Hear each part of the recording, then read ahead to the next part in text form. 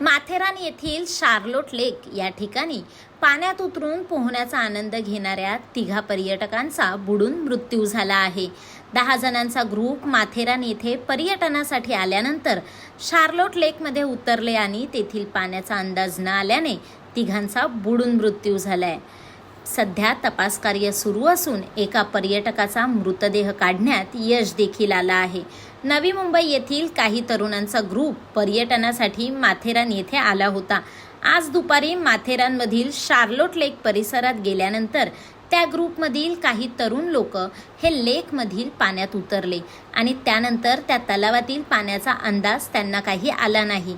त्यामुळे या तलावात सुमित चव्हाण, आर्यन खोब्रागडे, फिरोज शेख या तिघांचाही बुडून मृत्यू झालाय। या तिघांचंही वय 16 ते 19 वयोगटातील आहेत।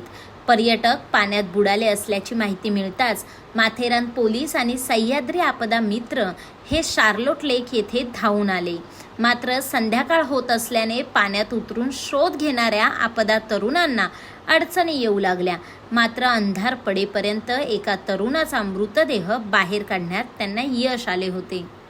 4:30 वाजताच्या सुमारास 10 कॉलेजची यंग मुलं हे पर्यटनाकरिता शार्लोट लेक पॉईंट येथे फिरण्याकरिता आले होते आणि ते आले असताना एकाला पाय धुण्याकरिता तो गेला, पाय घसरून तो आतमध्ये पाण्यामध्ये गेला। त्याच्यानंतर बाकीचे तो बुडत असताना इतरांनी साखळी करून त्याला वाचवण्याचा प्रयत्न केला। त्यामध्ये प्रयत्न करत असताना त्याच्यामधले आणखी 2 जण पाण्यामध्ये गेले व इतर वाचले आणि 3 जण पाण्यामध्ये बुडाले। त्याकरिता आम्ही इथली जे आमचे स्थानिक सह्याद्री टीम व हेल्थ फाउंडेशन खोपोलीचे यांच्या माध्यमातून एक चांगलं ऑपरेशन हे करून त्यांना त्या तिन्ही बॉड्या बाहेर काढलेल्या आहेत।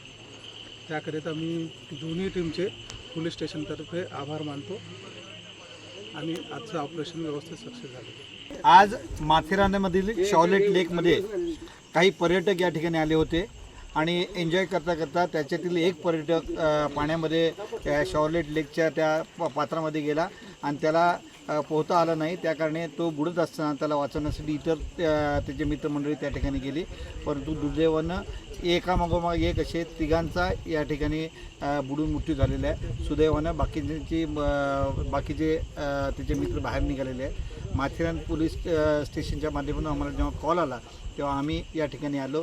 सह्याद्री रेस्क्यू टीम आणि अपघातग्रस्तांच्या मदतीसाठी सामाजिक संस्था अर्थात हेल्थ फाउंडेशनच्या माध्यमातून हे रेस्क्यू ऑपरेशन आम्ही पूर्ण करून आता पुढे निघालेले आहात।